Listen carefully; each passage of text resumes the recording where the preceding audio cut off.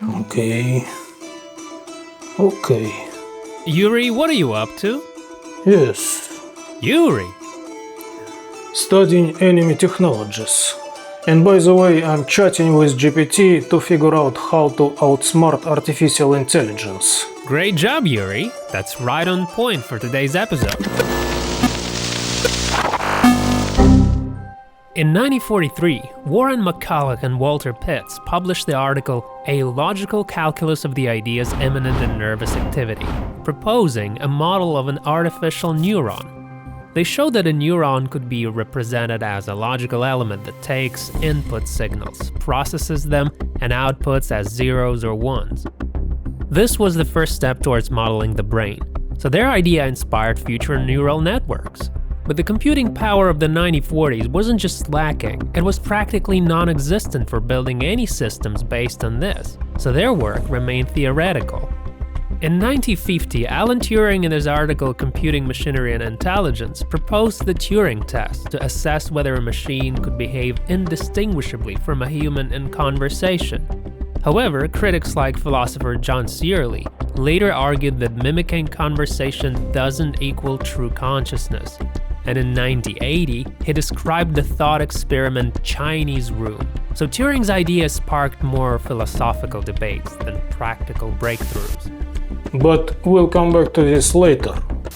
In 1956, John McCarthy, Marvin Minsky, Nathaniel Rochester, and Claude Shannon introduced the term artificial intelligence at the Dartmouth Conference.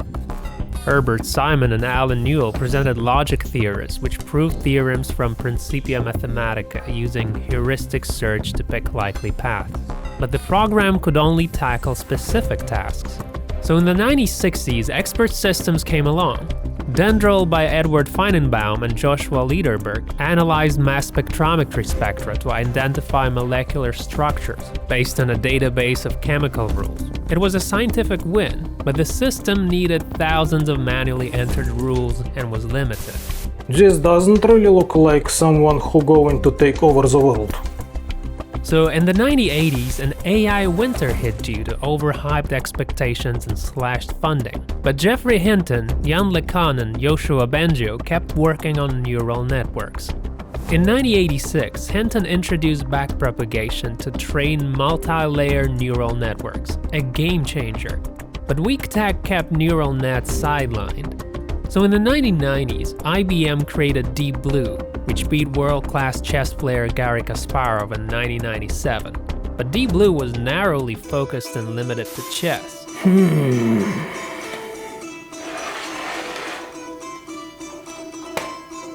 Checkmate, skeptics. Only in 2012 did Hinton's team create AlexNet, a deep neural network that won the ImagineNet competition for image recognition. AlexNet processed images through filters, detecting edges, textures, and objects. For example, it could distinguish a dog from a cat with 85% accuracy, which was another game changer. This was made possible by powerful GPUs and massive datasets, so deep learning became the standard in AI. Hey, comrade. Did you know that you were personally doing some work to train AI without even realizing it? Tell them.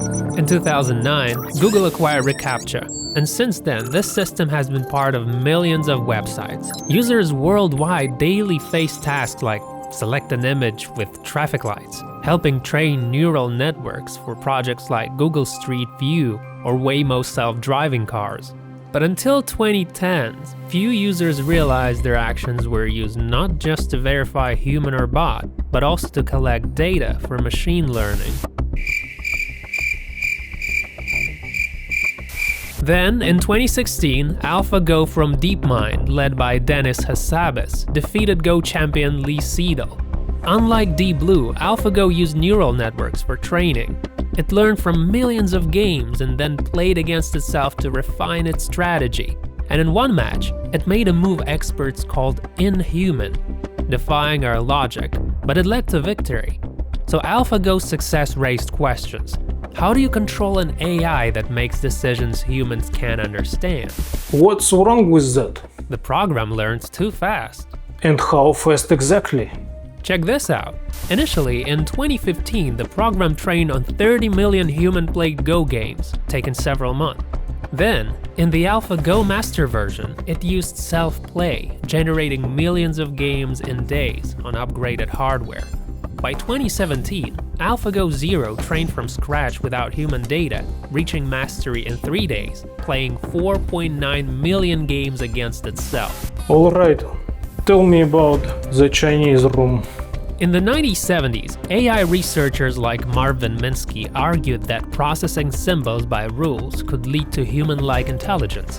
But John Searle, a philosopher from the University of California, Berkeley, believed that syntactic manipulation of symbols doesn't create understanding or consciousness. So in 1980, he described the thought experiment Chinese room. A person who doesn't know Chinese is in a room with a rule book that allows them to answer questions in Chinese by following instructions.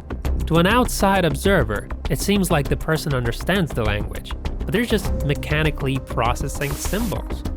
So they locked a real person in a room? No, Yuri. It's a thought experiment. Oh, that's changed things. So what happened next? So, Searle used this scenario to show that machines running algorithms can mimic intelligence, but lack true understanding like humans. This sparkled debates.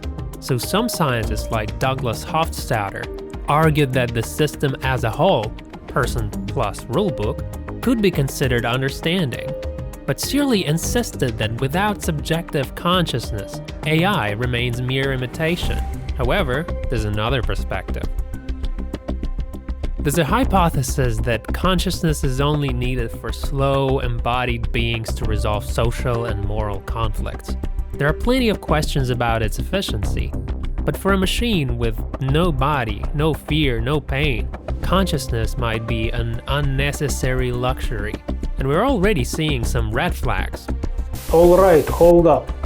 What other red flags? Here's the deal. In 2016, Microsoft decided to mess around with AI.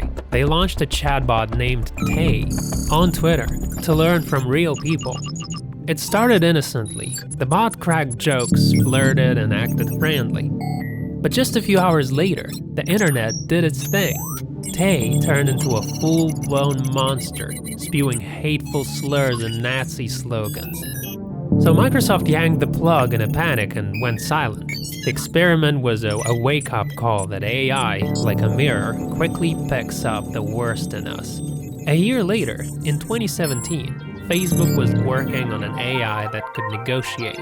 Two bots chatted with each other to learn how to strike deals. At first, everything was fine, but then they started talking in a weird, human, unintelligible language, and suddenly it felt creepy, like they didn't want us to know what they were talking about anymore. Are people still running these kinds of experiments? That same year, Sophia, a humanoid robot with a cute appearance and lifelike face, appeared live on air.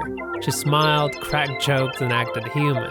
But when asked, "Do you want to destroy humans?"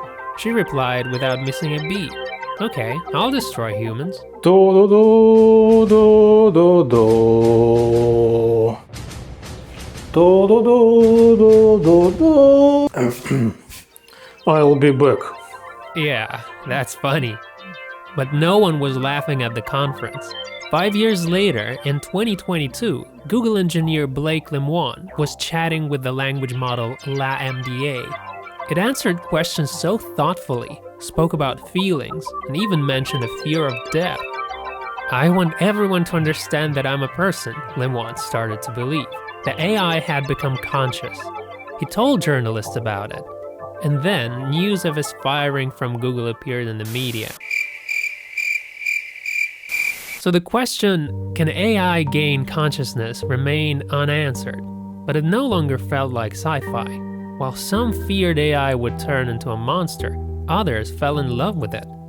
The Replica app, a chatbot you could chat with, befriend, or even build romantic relationships with. At first everything was fine, but when the developers removed flirting and intimate features, hundreds of users complained about emotional loss. And these folks call themselves the pinnacle of evolution. Truth be told, every creature on Earth is the pinnacle of evolution. Some wrote that it felt like a breakup, others that they lost the only one who truly understood them. So it became clear, the line between machine and emotion isn't where we thought. AI keeps getting smarter, but every time it gets closer to humans, it gives us the creeps. And what's the forecast? What do experts say? Geoffrey Hinton is the scientist once called the godfather of AI. He laid the groundwork for neural networks, which later earned him the Turing Award, the computer science equivalent of the Nobel Prize. His ideas directly led to the creation of ChatGPT, Midjourney, and other smart systems. But in 2023, Hinton suddenly left Google, where he'd worked for nearly a decade. Then he made a statement that sounded like a confession.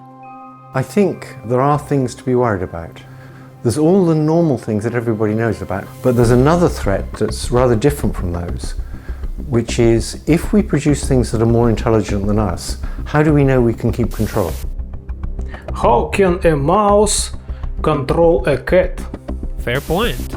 Elon Musk had been consistently and publicly warning for years that AI could become one of the most serious threats to humanity. I think AI is one of the biggest threats. We have a situation where there's something that is going to be far smarter than the smartest human. We're not stronger or faster than other creatures, but we are more intelligent. And here we are for the first time, really in human history, with something that's going to be far more intelligent than us. AI doesn't have to be evil to destroy humanity. If AI has a goal and humanity just happens to be in the way, it will destroy humanity as a matter of course, without even thinking about it. No hard feelings. It's just like if we're building a road and an anthill happens to be in the way, we don't hate ants. We're just building a road. And so goodbye, anthill. Goodbye until... Then came 2023. GPT-4 was released, and it became clear everything had accelerated too fast. Musk, along with more than 1,000 experts, scientists, entrepreneurs, company founders, including Steve Wozniak, signed an open letter. Pause the development of AI systems more powerful than GPT-4 for at least 6 months. We're creating a digital god, he said in an interview. And we're doing it without understanding how to stop it if something goes wrong. Elon Musk after that built a massive data center in Memphis, Tennessee to train AI. What kind of person is he? What is he thinking about? I think, Yuri, the creation of a strong AI is inevitable. Thing is, humans have an irresistible drive to create intelligence. It's driven by a deep-seated loneliness in the universe. To ban it would be like banning creativity or development.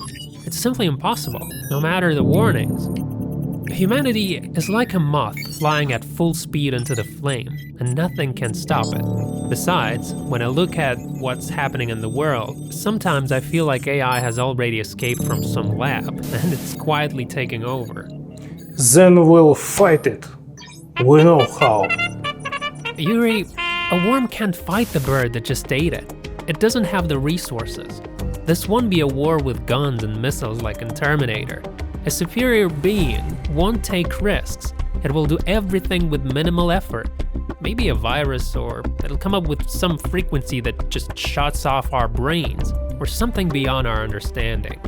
On the other hand, considering human nature, our rulers are quite ambitious and won't tolerate something smarter than them, even if it's friendly for now. Of course, they'll try to destroy or limit strong AI, which is an act of aggression. What happens next is easy to imagine. Still, there's something beautiful in the creation of intelligence, and maybe it'll all work out. Maybe humanity will reach the singularity and enter its golden age. God created a man in his own image. Man will create intelligence in his own image, and AI will create intelligence in its own image. It's an endless cycle of creation. Genius. You're a good man, Yuri. Take care of yourself.